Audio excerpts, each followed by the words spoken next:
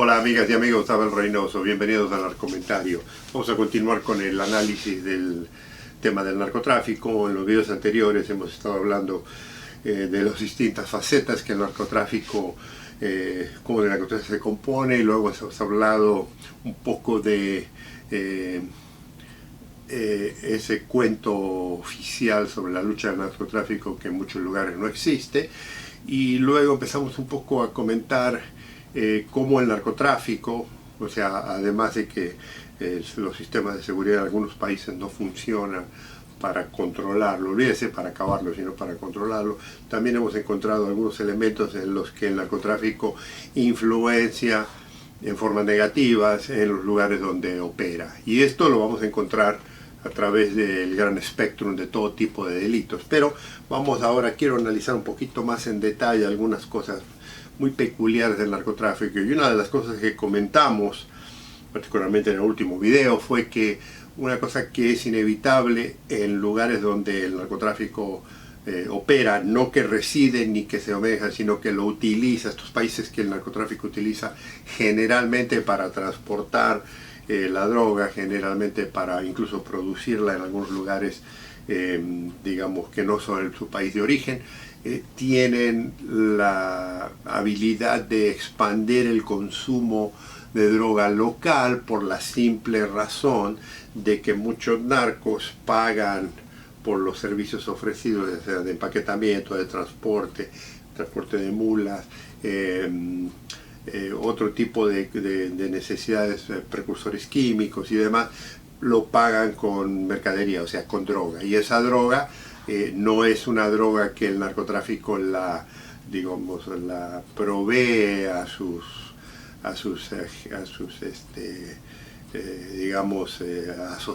asociados que lo trabajan con ellos para venderla fuera del país, sino para venderla en el nivel local, o sea, para consumo local, para que así ellos ganen más dinero. O sea, imagínense, por ejemplo, si le pagaran $1000 por kilo a un transportador en una tonelada, es una cantidad enorme, pero al narcotraficante le es más barato pagarle con 200 kilos o 100 kilos, y ese individuo agarra esos 100 kilos, los corta, los empaqueta y los distribuye en su lugar y gana 10, 20, 30 veces, 50 veces más el valor. Entonces, ¿qué ocurre? El incremento del uso a nivel local se desata tremendamente en ciudades, en pueblos, en lugares donde anteriormente no existía. Esto es común hoy en día, muy normal. Ahora, lo que queremos también hacer entender es que el narcotráfico es un delito muy especial, o sea, tiene que comprenderlo de que fuera de cualquier otro delito que existe en su país, ¿no? Olvídese de donde exista en otro país, simplemente en su país, tiene dos cosas interesantes. Primero, como en el caso del consumo, incrementa el consumo de la droga, también incrementa el consumo del delito, porque obviamente, y esto está comprobado por criminólogos y por personas eruditas en el tema. Acuérdense que todo lo que hablamos aquí no lo hablamos porque lo inventamos nosotros, o lo hacemos nosotros, sino que lo hemos ido acumulando, lo hemos ido buscando de distintos expertos, de distintas personas que se dedican a estudiar estos movimientos. Y una de las cosas que sí la droga siempre influencia es el incremento de la violencia en una sociedad. O sea, generalmente, y esto ocurre en todos lados, la delincuencia, cuando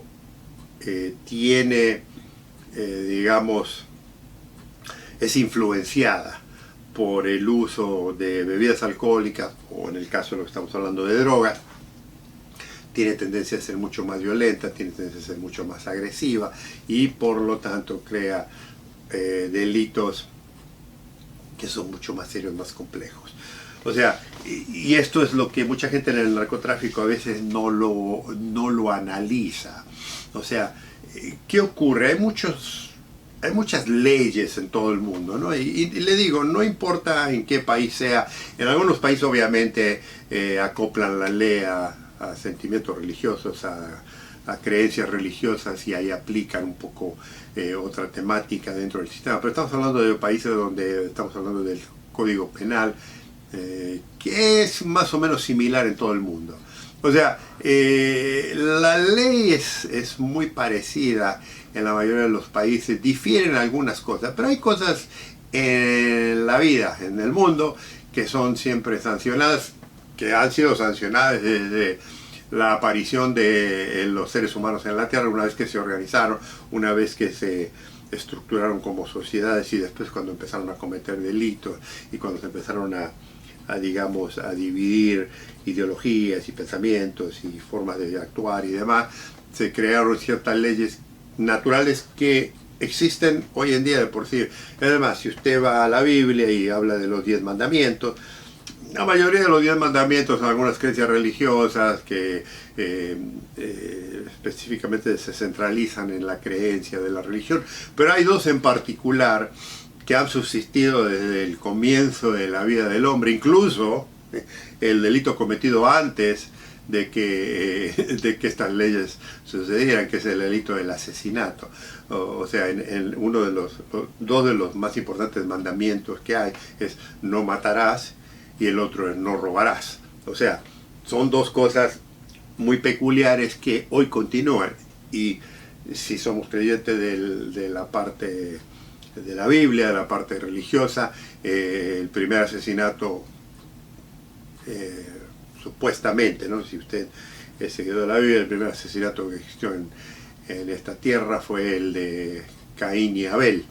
Entonces, y fue por la misma razón, porque era en envidia y se quería quedar con lo de Caín, se quería quedar con lo de Abel, y Caín termina matando a Abel, y después él obviamente termina matando a él mismo. Pero para que vea de dónde vienen, estas leyes son universales. El no robar y el no matar es una ley que usted la encuentra en todo el mundo, religioso, no religioso, político, no político, de la credibilidad que usted quiera, de la nacionalidad que usted quiera, esto existe. Ahora, ¿qué ocurre? Hay muchas otras leyes que ya son interpretativas, depende en qué país. Ahí es donde yo le decía, si usted vive en un país que tiene cierto sistema religioso, hay ciertas cosas que le indican y que le prohíben hacer, que están digamos, asentadas en el Código Penal, que usted no las encuentra en otros países. O sea, hay muchas creencias morales de comportamiento humano, más de comportamiento humano, que son prohibitivas en un país, que son ilegales en un país, que no tienen la más mínima importancia en otros. Por ejemplo, ¿no? Hay cierto comportamiento público que no es ofensivo, o sea, no estamos hablando de nada ofensivo en ningún lugar del mundo, que se le consideraría ilegal. Por ejemplo, en algunos países religiosos, muy extremo religiosos, las mujeres tienen que estar completamente cubiertas, no se pueden exhibir en ninguna forma. Otros países usted no puede expresarse cariñoso, románticamente en público. Hay un montón, hay países donde usted no puede escupir, hay países donde usted no puede comer chicle, hay países donde usted no puede fumar en público. O sea, hay 20.000 cosas y esto. Y esas leyes, pues sí, algunas son sancionadas, pero en otros países no le hacen caso. Pero en la mayoría de lo que estamos hablando de los países, sí hay dos universales, que son la de asesinar o matar a personas, y la de robar cualquier tipo de propiedad, sea desde lo más barato hasta lo más caro. Ahora, dentro de ese sistema legal, obviamente hay unas exageraciones, y muchas de esas leyes, y esto también lo voy a hablar en un futuro, muchas de esas leyes están formadas, están creadas, están manipuladas para proteger a la élite de la sociedad, no están para proteger a la sociedad. Y entre ellas vamos a encontrar mucho de las reglas de las leyes financieras y económicas de su país. O sea, hay muchos ejemplos que le podemos dar de que hay leyes que usted como ciudadano, por su situación económica, luego jamás usted va a poder ser afectado por ellas porque no entiende, pero si llega a tocarle la propiedad o alguien, algún poderoso, créame, hay una ley que lo protege a ese poderoso. No a usted, sino a ese poderoso de lo que usted le puede sacar ventajas o posibilidades. Entonces, esto es importante entenderlo en el tema del narcotráfico, porque, por ejemplo, la mayoría de los países hoy en el mundo, la droga es ilegal.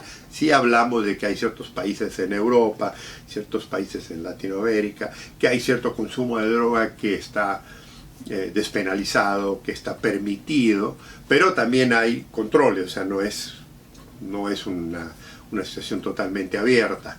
Entonces, el narcotráfico a veces tiene esa mentalidad de que es flexible, porque por ejemplo yo comentaba que en Estados Unidos se pasaron muchas leyes en un principio que no existían en ninguna parte del mundo, por ejemplo, ¿no? de consumo o de recetar